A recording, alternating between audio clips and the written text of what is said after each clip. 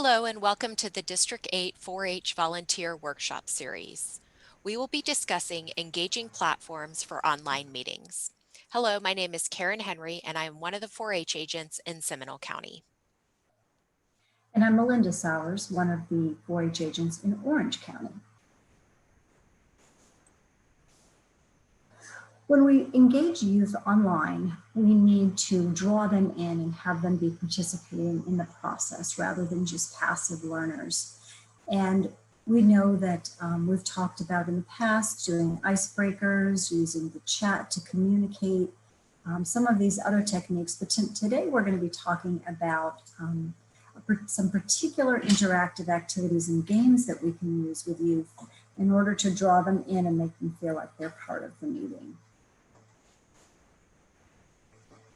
Some of the popular platforms that we're going to talk about include Kahoot, Menti, Jeopardy, an online bingo game, and Poll Everywhere. If you're using Teams and you're not able to set up polls easily in Teams, Poll Everywhere is a nice option for you to use as well.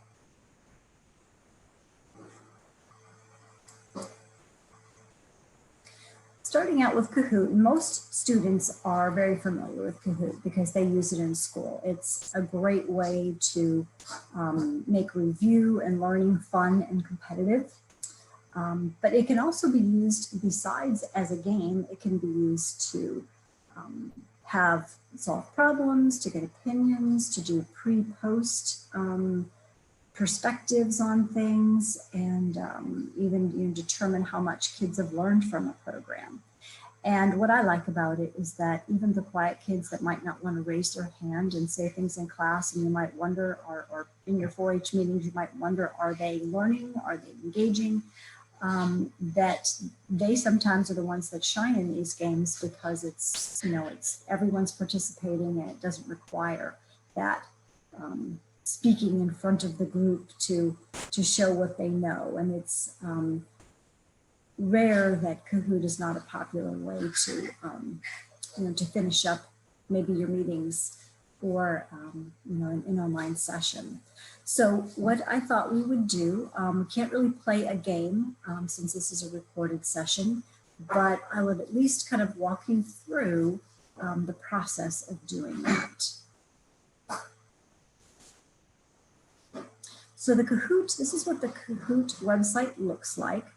I outlined here on the screen where you would go to sign up because it's kind of a busy page, and when you first look at it, you think, what in the world, where do I go to actually just use this? The website is kahoot.com that you go to if you're setting up a game. Kahoot.it is where the youth would go to actually play the game.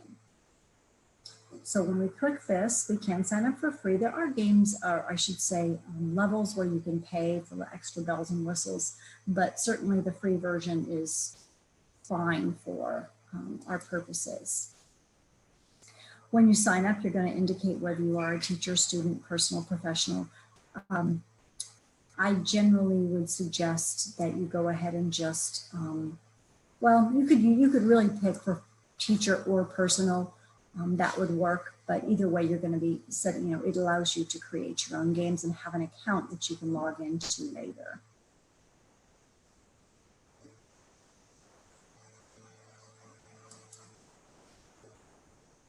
Once you have your account set up and you want to create a new game, this is my account, so I've already got some folders and I've already got quite a few games in here. But you'll see in the corner where it says create, and that's what you're going to click when you want to make a new game.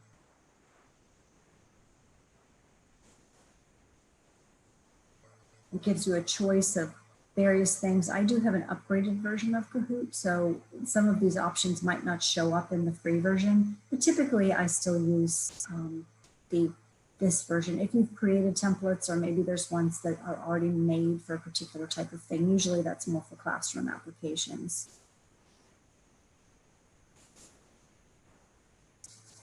And then you just start typing away. It's very, very easy. We can see here, we're going to type a question up here. It gives you a time limit. You can change that if 20 seconds is too long, or perhaps it's something where the kids have to put something in order and maybe you need to give them a little bit more than 20 seconds. You can even decide how many points something's worth if you want to make some questions be more challenging. I oftentimes just let it default for these kinds of things, but you have the option of doing that with each question. You can bring in pictures that match up. You can even do where the pictures appear slowly over time, but you don't have to do that if you don't want to. Down here, you're going to type in your answer choices. And then it will ask you, which you have to say which one is the correct answer. It won't let you go on without doing that.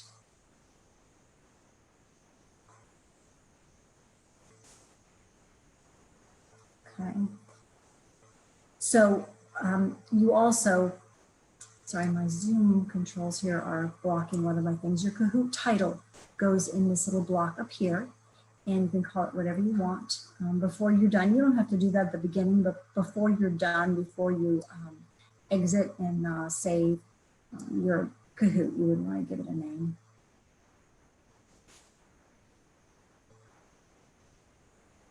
So when you're adding your questions and you click the add question, it will give you a choice of some basic types. Quiz is usually what you see people do with the 4 questions. You can do true or false through quiz, but if you click this, it just makes it quicker for you because it automatically gives you those 2 answer options. Puzzle is kind of a fun one sometimes where they have to put things in the correct order. Once again, we want to give the kids a little bit more time to do that. There is one, you see here, type short answer, but when you see that little crown there, that means that you have to have the upgraded version to be able to use that particular template.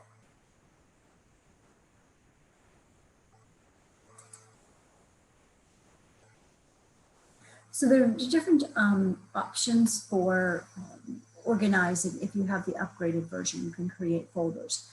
If you have the free version, it's just going to be a long list, but all my years of teaching, that's what I had, was the free version. I just recently purchased an upgraded version to be able to add a little bit more pizzazz and to kind of organize my Kahoots a little bit better because I do use them quite a bit with camps.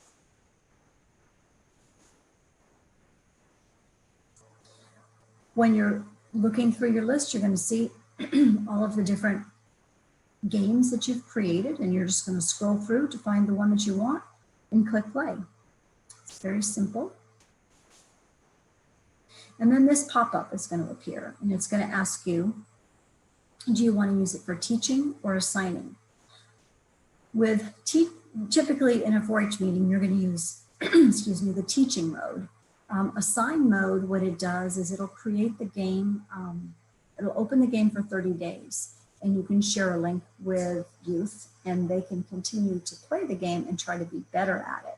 So maybe if there's quite a few questions or you're using it, maybe you're helping coach a judging team or something like that, and they're trying to learn the content and get better at it. You can create an assign game and they continue to work on that on their own time. Typically though, you're going to choose teach. And then it's going to ask you, do you want to do team mode or classic mode? Team mode, if there's shared devices, sometimes maybe the youth don't all have their own device. And they want to create a team instead of just one person's name being up there. You can do that, but classic is usually what we choose. And once you click that, then you're going to get a game pin and you're ready to go. The screen tells you it's waiting for players. And then you start to see names pop up on the screen. And once you know that everybody has joined your game, then you are ready to click start, which is over here on the right-hand side.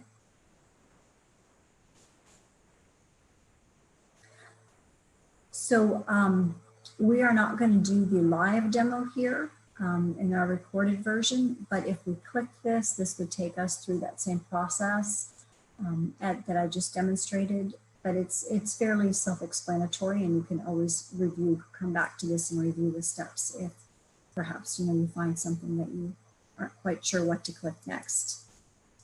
So I'm going to turn it over to Karen, and she's going to talk to you about our next interactive platform. Thank you. So now we're going to talk a little bit about Mentimeter, or Menti as many people know it.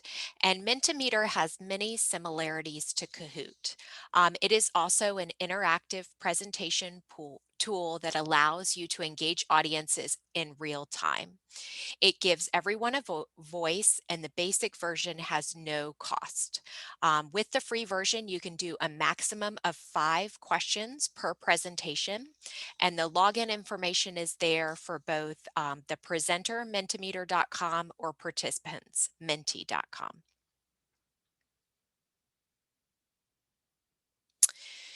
So first of all, when you log into Mentimeter.com, you will create a free account, and you can do that with an email address and a password.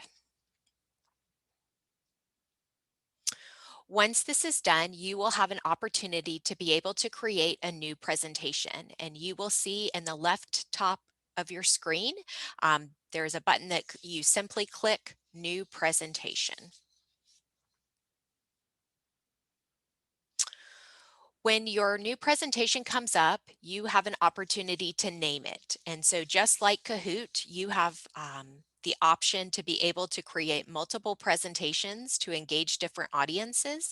So giving it a title will allow you to keep everything in order.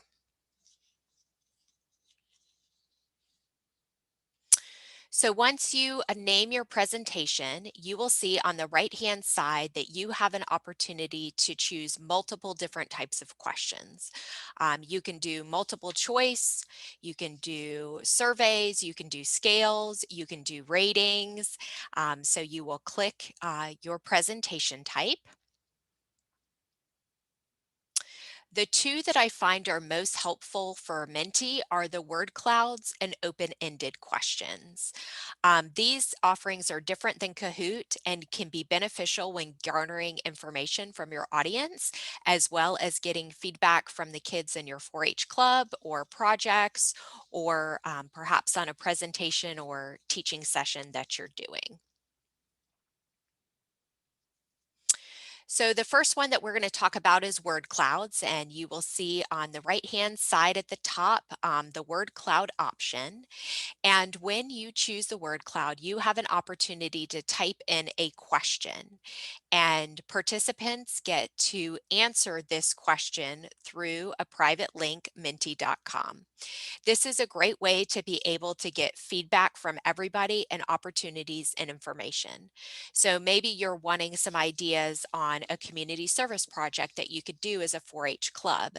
A word cloud might give you an opportunity to get a bunch of different ideas about what that project might be. Something else that you might use it for is how youth are feeling. Um, Sometimes just doing a check-in, and there might possibly be some similar feelings or thoughts between the youth in your club.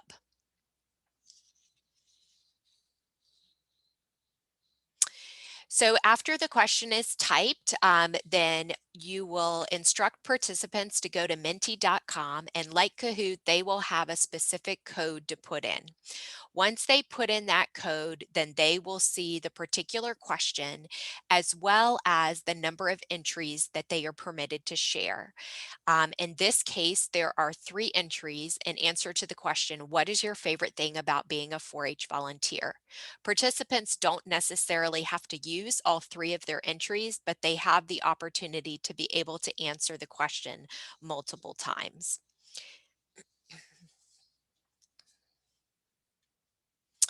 So when giving access to the audience, then you will be able to copy the link or give them the QR code, and this will allow them to be able to access your presentation.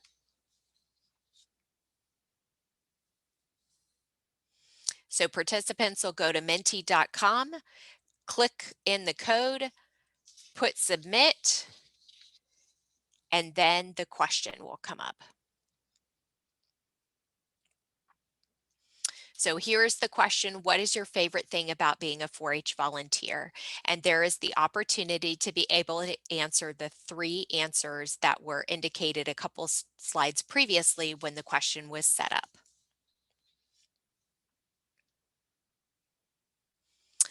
Couple of other things about Menti is you can put a time frame on the particular question. So as you'll see on the right hand bottom, that this particular question had 1 minute for people to be able to answer it.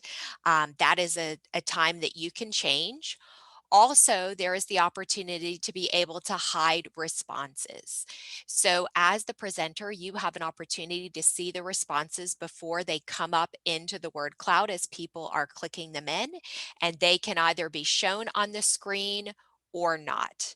If they are permitted to be shown on the screen, that they will show up within the word cloud on the screen.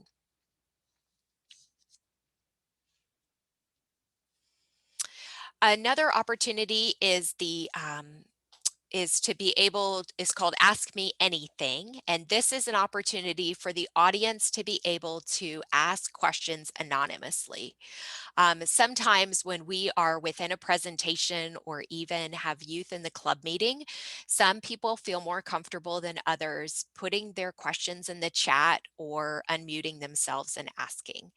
So this opportunity allows them to be able to type in the question to be answered. This way, everybody has an opportunity to have a voice, and even those that may not necessarily want to ask their question with their name tied to it is able to get feedback from the presenter. Also, you'll notice on the right-hand side that you can either allow the audience to see the participant's question or not.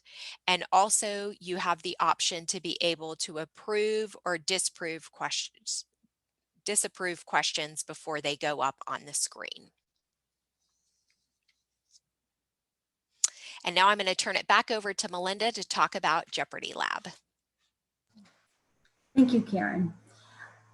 Jeopardy, everyone's very familiar with the game Jeopardy, and it can be very engaging, particularly when you're trying to review concepts. Maybe, once again, something if you're preparing a competitive team or you're teaching kids about, maybe you've gone over opportunities in the 4-H year. This would be a good place to maybe have them play a competitive game to review the things and see how much they've learned about what opportunities that they have in 4-H.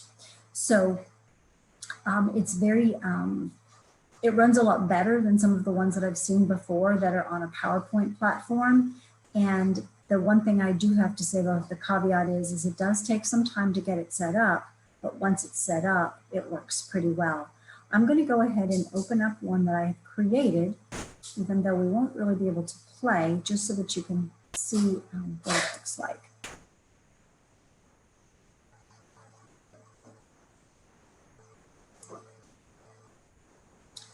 This is one that I had created sometime back at the beginning of the pandemic when we were doing some training with volunteers regarding just kind of the beginning of the year. And you can see some of the categories, phase 1 or 2 or both, how to make things safe, how to make things engaging. And when someone says, okay, I want to do essential elements for 100, we would click on that. The question would come up. The person would go ahead and give their response, and then I simply would click the space bar, and then it would show the correct answer. And then down in the bottom, I could, whatever team answered that question, let's say it was team 3, the game knows how many points it's worth, so I would add those points to their score, and then continue. I would hit escape, but it tells you what to do right here in the menu. And it would take us right back to the game. So it's very, very easy to play.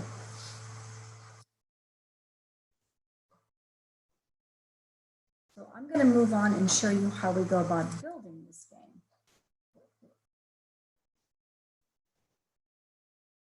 So if you are looking at my screen, hopefully you are seeing back to the Jeopardy Labs screen here. And what you'll see here is we have some choices. We can find a Jeopardy game, maybe one that somebody else has already made. If you're just doing something simple like, a basic thing like this looks like maybe a science class unit that they're playing a review game. But if you want to create a Jeopardy game, you would click here to create your game.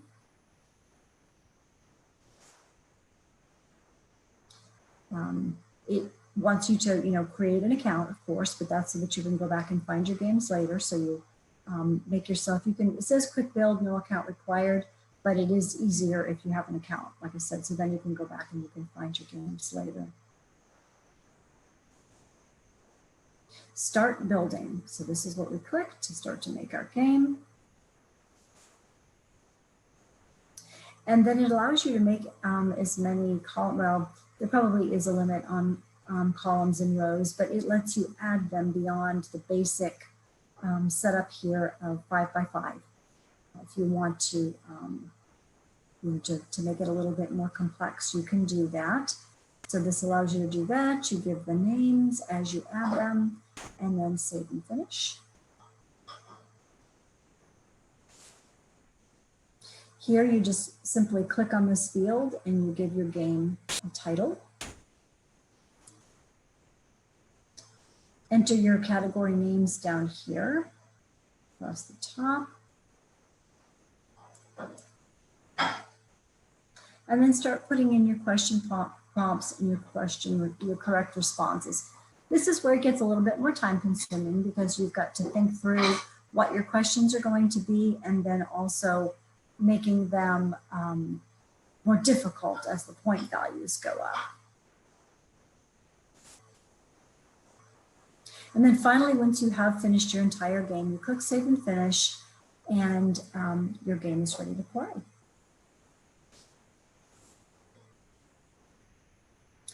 Bingo is another fun game that you can have the kids engage in. You might think to yourself, how could we play bingo when the kids are in different locations? Well, you can actually create a bingo game where you can issue unique bingo cards to youth by email. And they can either print those out or they can play it on the screen. And that way you can play it, a unique, everyone has to have a unique bingo card in order for bingo to work. And it's just a nice way that you can play a fun game that's not necessarily taxing everybody on how much you know, but reviewing terms and concepts. And then you can elaborate as you go through. I like to use myfreebingocards.com. The name really just tells you exactly what it is. So you can use the bingo card generator. And you just start typing in words. This is the title that I gave my game. And as you add words, it builds a bigger and bigger bingo card. So you can assign the grid size down at the bottom. But like I said, as you type in words, it just expands your card. Typically, I'm going to choose the 30 cards for free. This probably is not something that you would want to pay for your purposes in your 4-H club meetings. So I would probably just keep it to the 30 cards for free.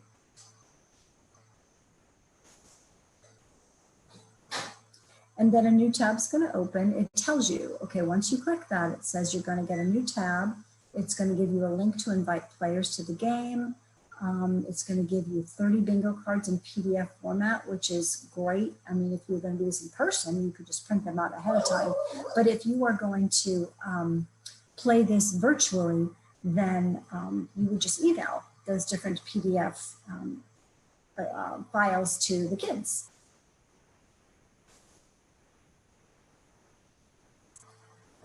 So this is where it just gives you one more screen here where it's going to ask you what you want.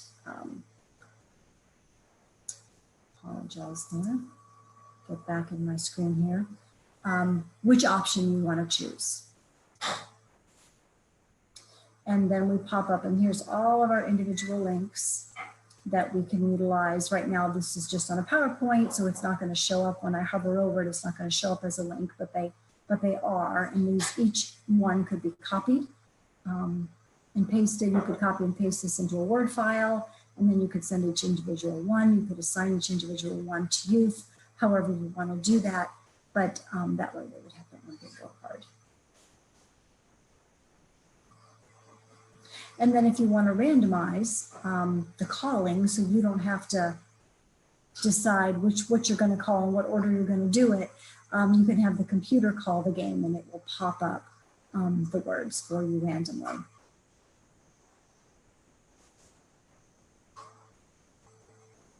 And it will also tell you which card is a winner, because since it created the cards and it's calling the words, it would know if someone should have a bingo. And that way you can also confirm if the kids say bingo. So that pretty well does all the work for you. And then I wanted to share something called Poll Everywhere. Poll Everywhere goes way back before even Kahoot, and we were using this in classrooms before we had Kahoot, Kahoot is very engaging, but Poll Everywhere can serve some of that purpose as well. It's very easy to use, and what we would do is send a link to the kids, and you could put the link in your Zoom chat, so they can click on that, they can go over to the poll, they're still part of your Zoom meeting, but they can answer the questions from there.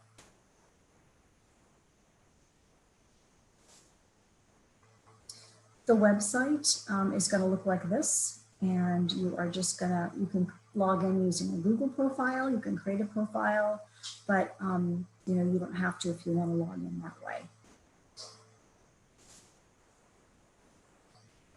I have several screens on here. The order that you would go through to get this set up, you would choose what type of poll you wanted to do. Say you wanted to do a survey. You wanted to do multiple choice questions. In this case, we're asking questions about favorite colors. So perhaps we just want to ask the kids, you know, what their favorite colors are. And then we move through, we give all the choices. We give them the option to whether we want them to answer more than one. And we can go ahead and it gives us this link. I called this demo survey. That was the name that I gave it. It pretty much just walks you through the steps of getting this set up. And then when the survey is active, this is the link. You would just copy that. You would paste it into your Zoom chat box or your Teams chat box. And the youth could click on that and respond to your poll. And then you can display the results of your poll for everyone to see if you choose to.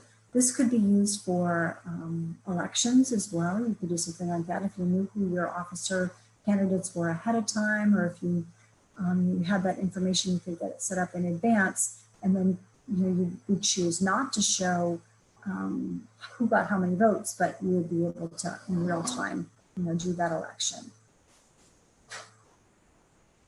Well, we don't have an opportunity for questions on our recorded version, but I know that Karen and I are both available to you for questions if you want to email us, either at the Orange County 4-H office or the Seminole County 4-H office. We'd be happy to answer any questions and guide you through this process. Karen, you have any closing comments? Thank you for your time and for joining us. Yes, thank you very much.